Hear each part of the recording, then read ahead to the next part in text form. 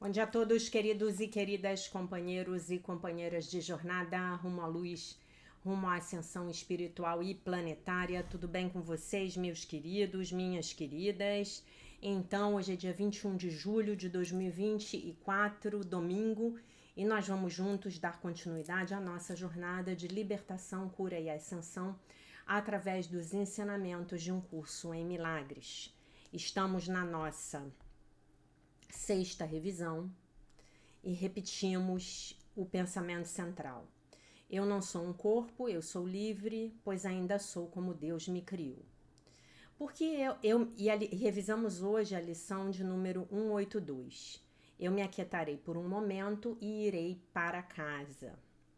Porque eu escolheria ficar mais um momento onde não é o meu lugar, quando o próprio Deus deu-me a sua voz para chamar-me de volta a casa. Eu não sou um corpo, eu sou livre, pois ainda sou como Deus me criou. Eu não sou um corpo, eu sou livre, pois ainda sou como Deus me criou. Lembrando que na introdução, Jesus nos fala para quando formos tentados, nos apressarmos em proclamar a nossa liberdade para com a tentação, repetindo: não quero este pensamento, escolho em lugar dele o pensamento tá. E aí então repetiremos a ideia do dia: eu me aquietarei por um momento e irei para casa. Eu não sou um corpo, eu sou livre, pois ainda sou como Deus me criou.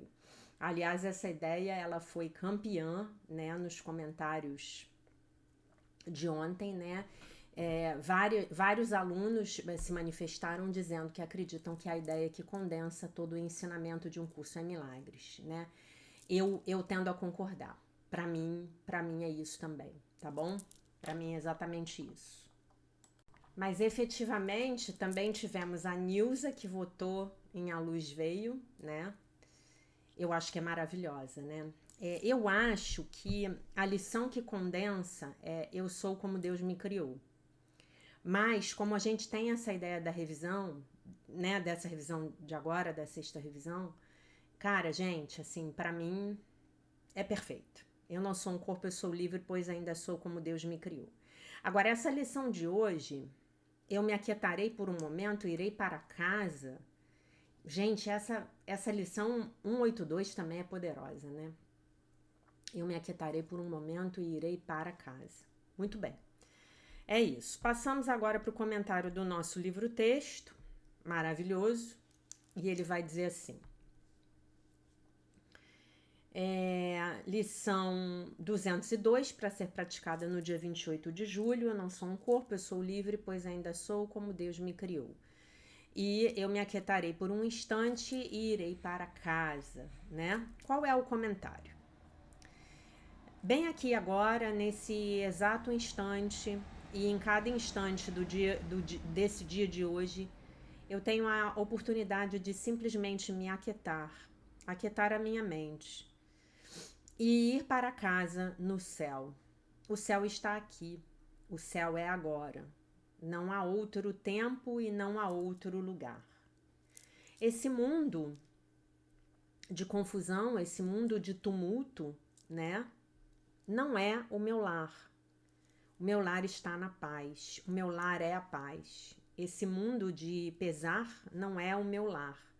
O meu lar é na alegria. O meu lar está na alegria, melhor dizendo, perdão.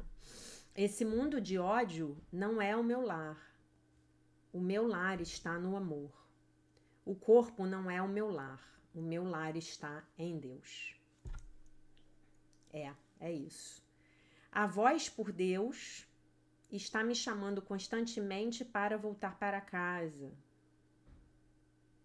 E eu posso fazer isso a qualquer momento que eu escolha.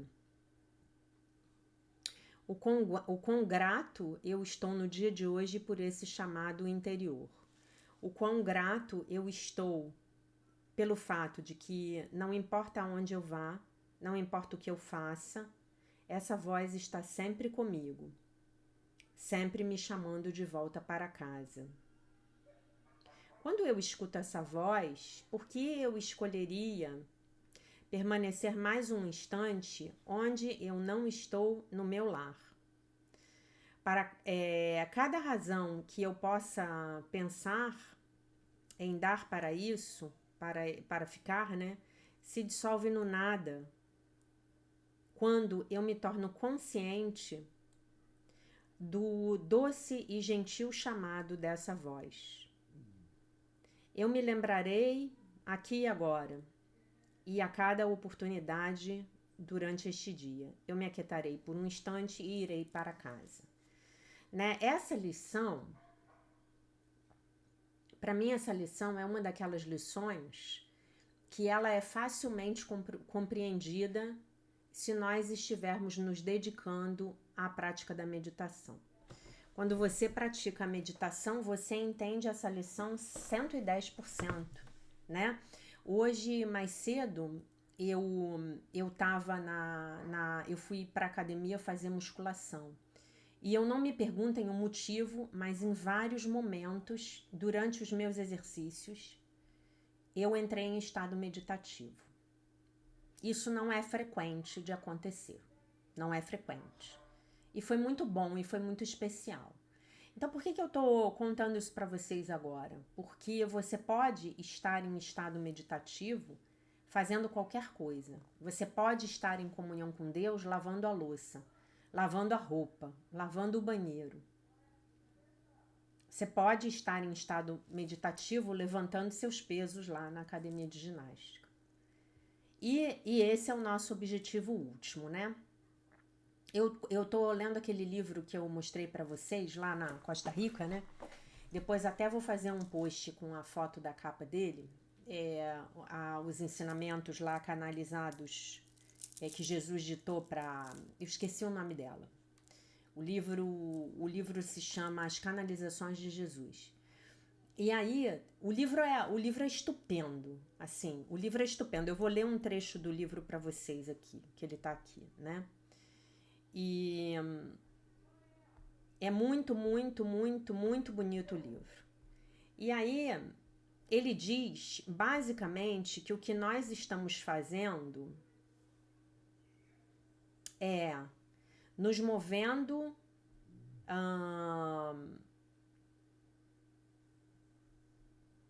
dessa consciência do ego para uma consciência centrada no coração, né? E eu acho que eu não vou achar eu não vou achar aqui o trecho, né? Eu marquei, mas acho que acabo olhando aqui e não vou achar. Então, o que acontece?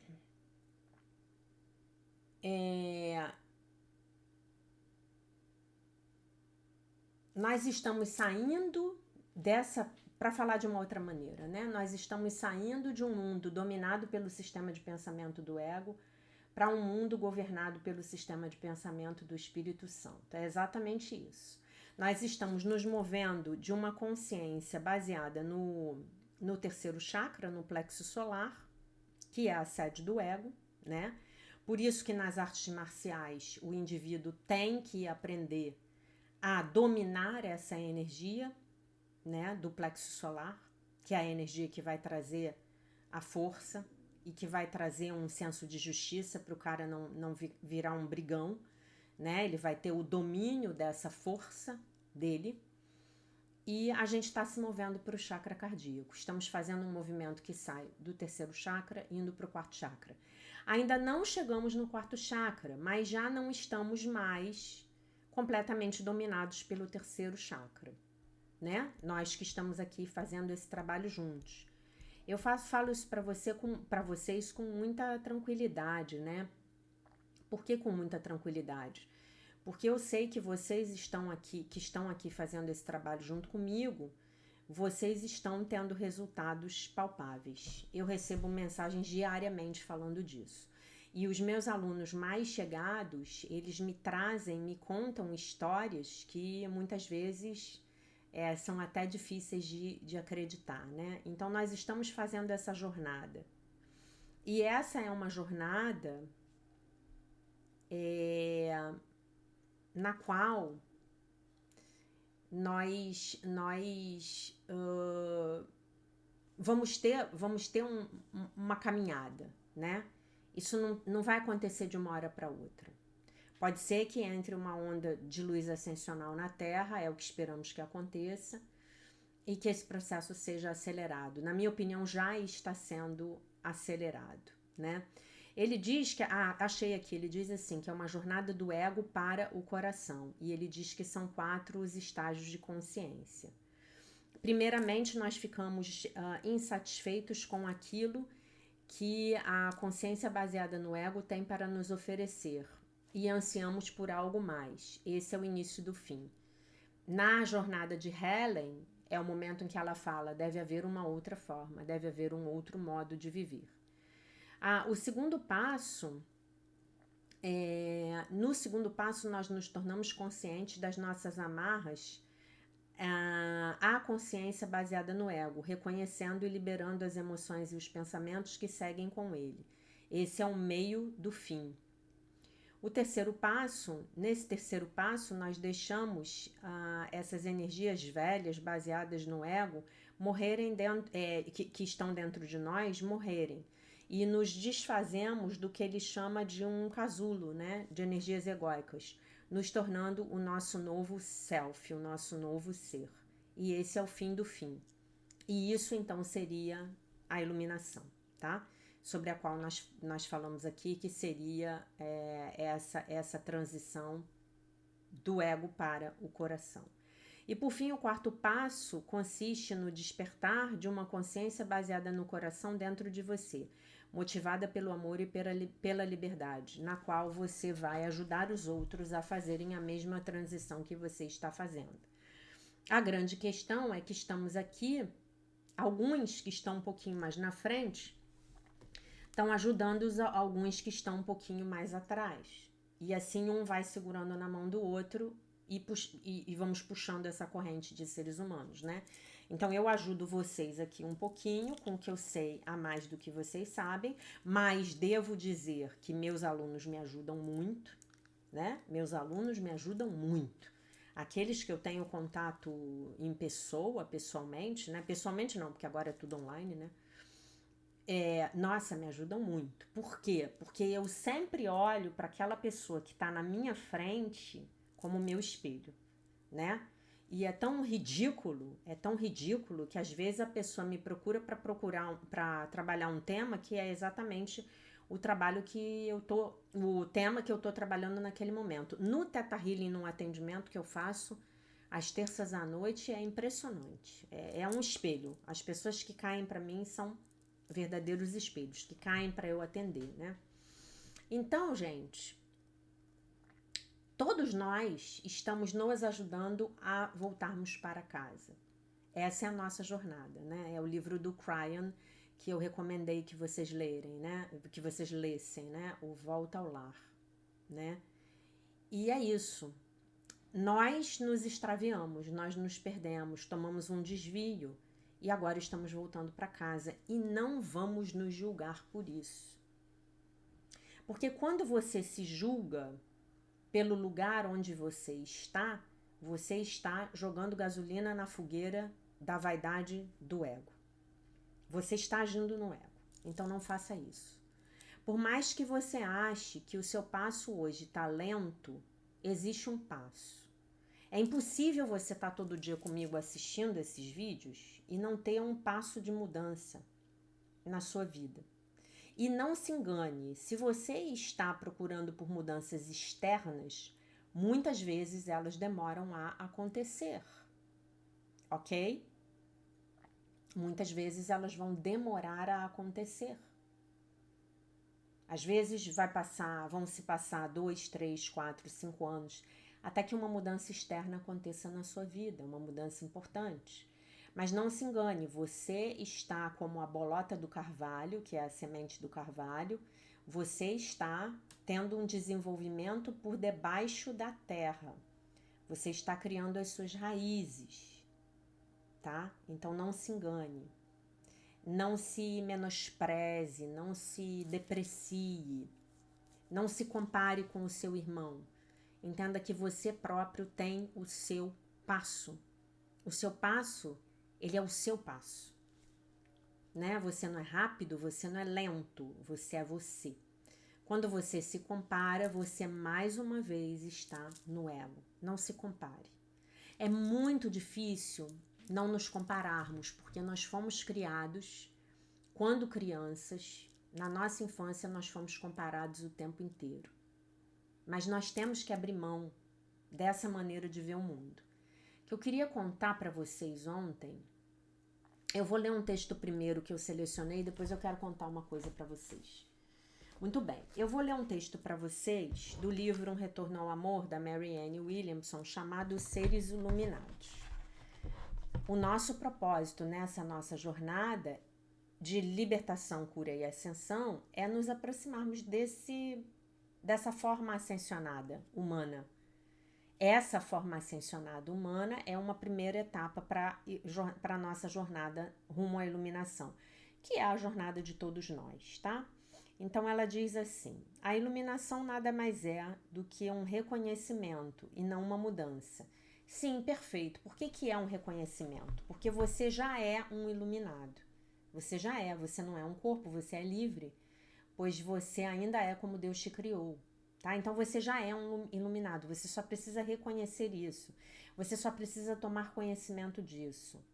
É como aquele homem da caverna que desconhecia o fogo. O fogo sempre existiu. O fogo no planeta Terra, desde que o planeta foi criado, ou sei lá como chamar, né? Desde que ele foi criado, existia o fogo aqui. Já existia, mas não estávamos conscientes da energia do fogo, tá? Então, esse fogo interno, eu vou usar o exemplo do fogo, porque é o elemento da espiritualidade, que eu adoro. Adoro meditar numa fogueira, por exemplo. Ele já está dentro de você, tá? Então é só você reconhecê-lo. Há pessoas que viveram na Terra e talvez ainda haja pessoas vivendo aqui cujas mentes foram completamente curadas pelo Espírito Santo. Elas aceitaram a expiação. Em todas as religiões existem histórias de santos ou profetas que fizeram milagres. Isso acontece porque quando a mente vai em direção a Deus, torna-se um receptáculo para o seu poder. O poder de Deus transcende as leis deste mundo. Santos e profetas, ao aceitarem a expiação, atualizaram Cristo dentro de si próprios. Foram purificados de pensamentos temerários e somente o amor permanece em suas mentes. Esses seres purificados são chamados de iluminados. Luz significa compreensão. Os iluminados compreendem, né? Se você encontrar com um iluminado, ele não vai julgar você pelos seus equívocos, tá? A pessoa iluminada não tem nada que nós não tenhamos. Elas têm um amor perfeito dentro de si mesmas, assim como nós. A diferença é que elas não têm nada mais. Seres iluminados como Jesus e outros existem num estado que está apenas latente nos outros. A mente de Cristo nada mais é do que a perspectiva do amor incondicional. Eu e você temos a mente de Cristo dentro de nós, tanto quanto Jesus a tem. A diferença entre ele e nós é que somos tentados a negá-la. Ele está além disso. Cada pensamento e cada ação sua emana do amor. O amor incondicional, ou Cristo dentro dele, é a verdade que nos liberta. Porque se trata da perspectiva que nos livra dos nossos próprios pensamentos temerários. Jesus, assim como outros mestres iluminados, é o nosso irmão mais velho dentro da evolução. De acordo com as leis da evolução, uma espécie se desenvolve em certa direção até que aquele tipo de desenvolvimento não seja mais adequado à sobrevivência. Nesse ponto ocorre uma mutação. Apesar de a mutação não representar a maioria das espécies, ela representa uma linha de evolução mais bem adaptada para a sobrevivência da espécie. Os descendentes da mutação são, portanto, aqueles que sobreviveram. Se nós pensarmos que o sistema de pensamento do ego, que domina a massa humana hoje, ele nos está destruindo, nós podemos pensar nisso que a Marianne falou aqui. em nível coletivo e em nível planetário. O ego está nos matando. Por quê? Vou explicar para vocês por quê. E isso é um tema com o qual eu trabalho no meu dia a dia. Minha profissão mesmo, minha vida profissional, que eu amo. Nós estamos destruindo a natureza em tal extensão. E por que fazemos isso? Porque nos esquecemos que sem a natureza não poderemos sobreviver, né?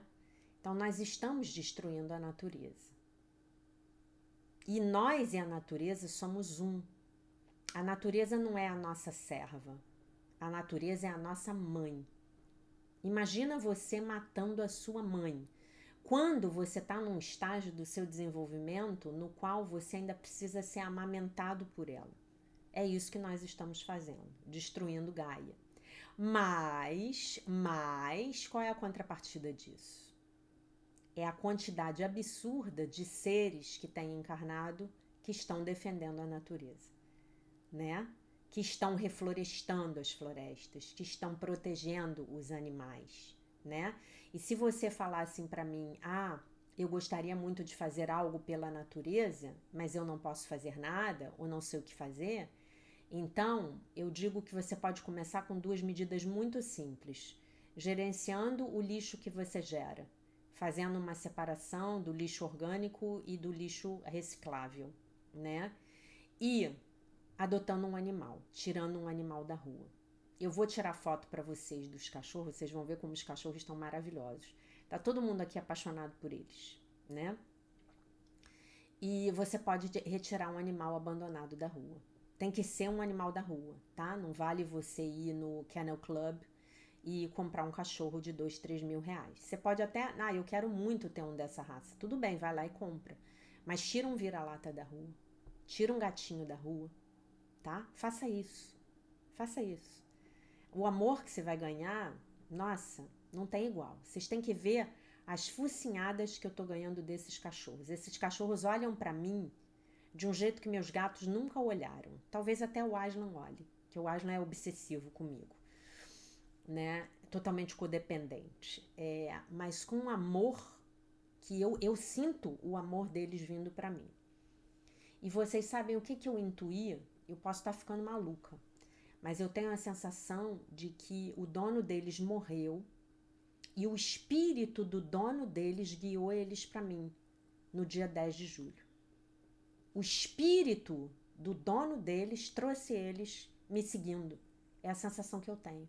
Porque o espírito do dono deve ter ficado tão desesperado dos bichinhos terem sido jogados na rua que resolveu ficar um pouco aqui mais na crosta terrestre para encaminhar os animais dele, né? E eu vou cuidar desse assunto na próxima sessão que eu for atender no Theta Healing, tá?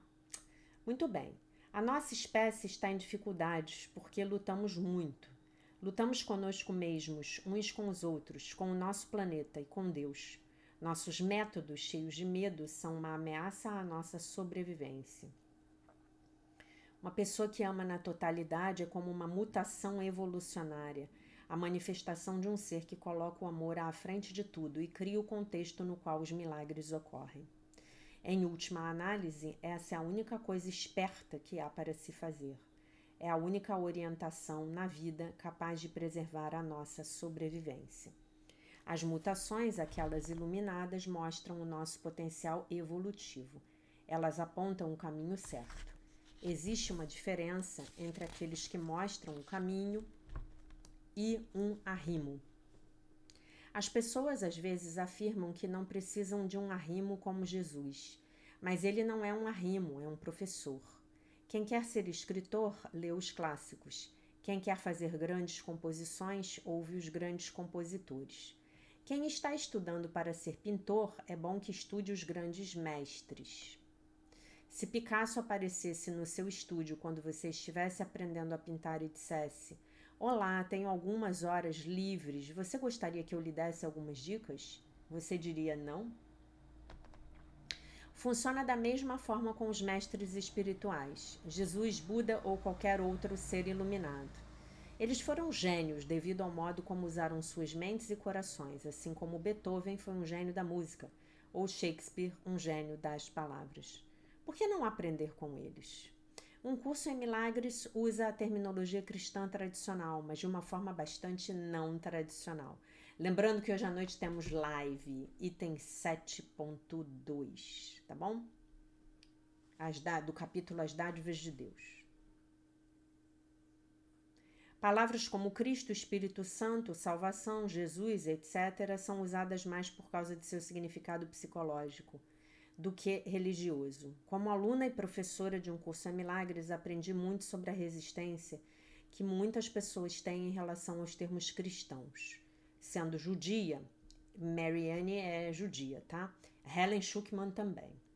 Então, quem de vocês aí tiver ainda um resquício de preconceito contra os judeus, lembrem-se primeiramente de que Jesus é judeu e de que a escriba dele era judia e de que a autora mais popular de um curso em milagres no mundo, o autor, né, que é uma mulher no caso, é uma judia, tá?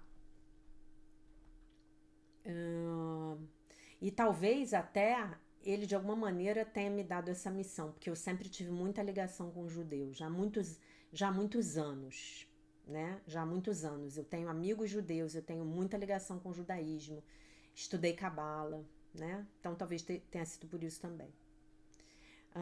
Sendo judia, acreditava que fossem somente os judeus que tivessem problemas com a palavra Jesus, mas eu estava enganada. Não são somente os judeus que ficam incomodados com a menção do nome dele.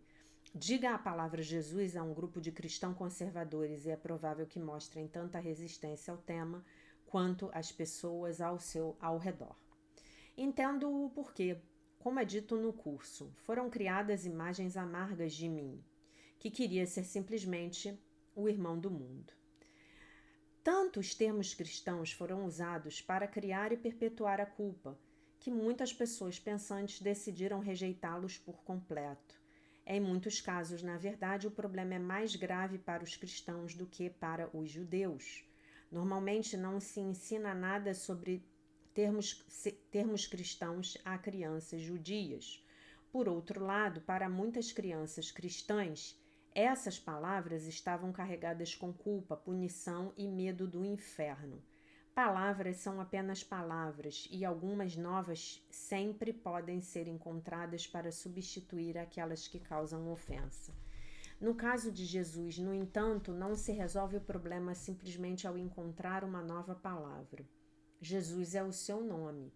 Não há sentido em fingir que o nome dele é Ernesto. Ao rejeitar automaticamente Jesus, com base no que alguns cristãos tradicionalistas fizeram em seu nome, muitas pessoas jogaram fora o bebê com a água do banho.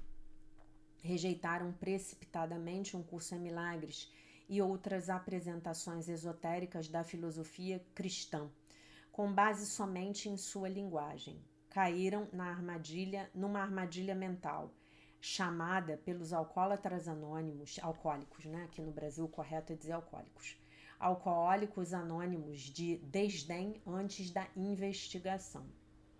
Anos atrás eu estava em um jantar em Nova York em que o tema da conversa na mesa era um romance que acabara de ser publicado. Eu não o tinha lido, mas tinha lido a resenha do livro no The New York Times. Menti e disse, li sim. Fiquei estarrecida comigo mesma, porque eu não tinha lido o livro, mas possuía informação suficiente para fingir por um instante que tinha. Não me importava deixar que a opinião de outra pessoa substituísse a minha. Pouco depois, lembrei-me desse episódio quando decidia se devia ou não ler um livro, precisamente um curso em milagres, que de alguma forma lidava com Jesus. Não havia aprendido nada sobre ele, sobre Jesus, quando era criança. Tinham-me dito simplesmente, não lemos essas coisas, querida. Mas os judeus também são conhecidos por encorajar o aprimoramento intelectual de seus filhos. Fui ensinada, ainda que fosse difícil perceber isso na noite daquele jantar, a ler e a tirar as minhas próprias conclusões, e foi o que fiz. Para mim, um curso em milagres não impõe Jesus, concordo plenamente. Embora os textos venham dele, fica muito claro que é possível ser um aluno avançado do curso e não se sentir nem um pouco ligado a ele pessoalmente, concordo plenamente. E se você não quiser acreditar que foi ele que ditou o livro, tá tudo bem também. nenhum problema. O curso compreende as resistências que temos, mas não as estimula. Está na hora de revolucionarmos o modo como entendemos a filosofia cristã e principalmente como compreendemos Jesus. A religião cristã não detém o monopólio sobre Cristo ou sobre o próprio Jesus. A cada geração precisamos redescobrir a verdade por nós mesmos. Quem é Jesus? Ele é um símbolo pessoal do Espírito Santo. Ao ter sido totalmente curado pelo Espírito Santo, tornou-se uno com ele. Ele não é a única face que o Espírito Santo assume. Ele é uma das faces. Com certeza, trata-se da experiência máxima, mas isso não quer dizer que tenha sido o único a chegar lá. Jesus vivia neste mundo de medo, mas compreendia apenas o amor. Toda a ação, toda a palavra, todo o pensamento dele era guiado pelo Espírito Santo e não pelo ego. Era um ser completamente purificado. Pensar nele é o mesmo que pensar, e assim invocar o amor perfeito que reside em nós. Jesus concretizou totalmente a mente de Cristo e então recebeu de Deus o poder para ajudar-nos a chegar a esse estado dentro de nós mesmos. Como ele diz no curso, sou responsável pelo processo de expiação. Ao compartilhar a visão de Deus sobre as coisas, ele então se tornou a nossa visão. É a tal da visão crística, né? Ele vê cada um de nós como Deus nos vê, inocentes e perfeitos, amados e passíveis, dignos de sermos amados. E ensina a nos vermos da mesma forma. É assim que ele nos guia do inferno para o paraíso. Ver com os olhos dele é expiar os equívocos que cometemos, do modo como compreendemos o mundo. É esse o milagre que ele faz em nossas vidas, a luz mística que arde em nossas almas.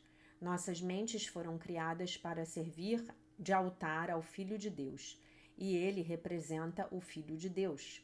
Adorá-lo significa adorar o amor perfeito em potencial que existe dentro de nós. Os contos de fadas são alusões místicas ao poder que tem o ser interior, passado de geração a geração. São histórias sobre transformação. Contos como Branca de Neve e os Sete Anões e A Bela Adormecida são metáforas sobre a relação que existe entre o ego e a mente divina. A madrasta má, que é o ego, pode fazer a Bela Adormecida ou o Cristo adormecer dentro de nós, mas não pode nunca destruí-lo. O que foi criado por Deus é indestrutível. Acho que ela confundiu aqui a Bela Adormecida com a Branca de Neve, né? A Bela Adormecida dorme por causa das fadinhas, né? A Branca de Neve é que dorme por causa da maçã dada pela madrasta má. Acho que ela fez uma saladinha aqui. A coisa mais destrutiva que a madrasta má pode fazer o que foi criado por Deus é indestrutível. A coisa mais destrutiva que a madrasta má pode fazer conosco é nos rogar uma praga, colocando a beleza para dormir. E é o que ela faz. Mas o amor dentro de nós não morre simplesmente, cai no sono, não morre, simplesmente cai no sono por um longo período. O príncipe aparece em todos os contos de fada. Ai, Jesus. Seu beijo nos faz recordar quem somos e por que estamos aqui. O príncipe encantado é o Espírito Santo. Ah, que lindo! E ele surge sob vários disfarces e com roupas diferentes para nos despertar com seu amor.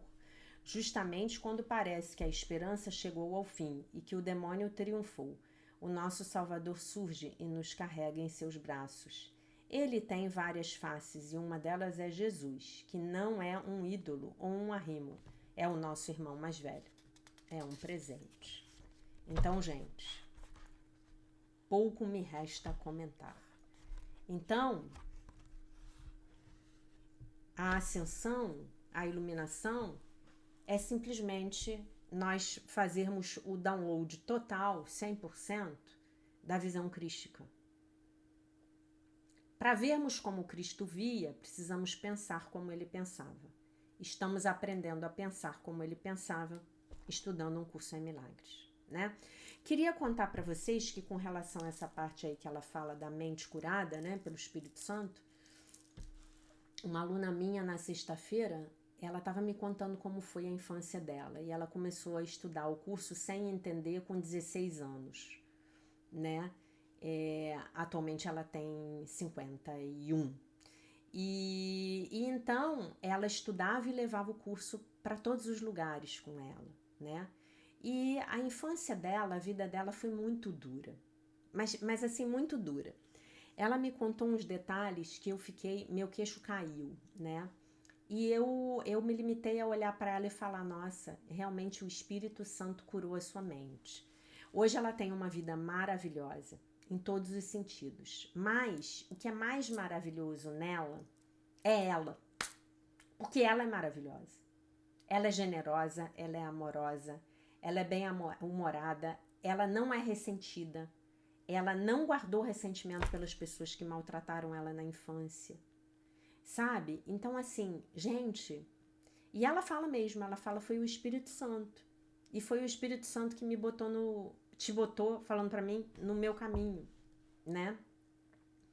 Então, gente, essa cura das nossas mentes, ela não é só apenas, não somente possível, como provável, como ela é certa, ela é segura. Ela vai acontecer. Se você fizer o dever de casa, ela vai acontecer, né? E qual é o dever de casa de hoje? Temos deveres de casa todos os dias. E qual é o dever de casa de hoje? É você repetir: eu não sou um corpo, eu sou livre, pois ainda sou como Deus me criou. E você repetir: eu me aquietarei por um momento e irei para casa. Por que eu irei para casa?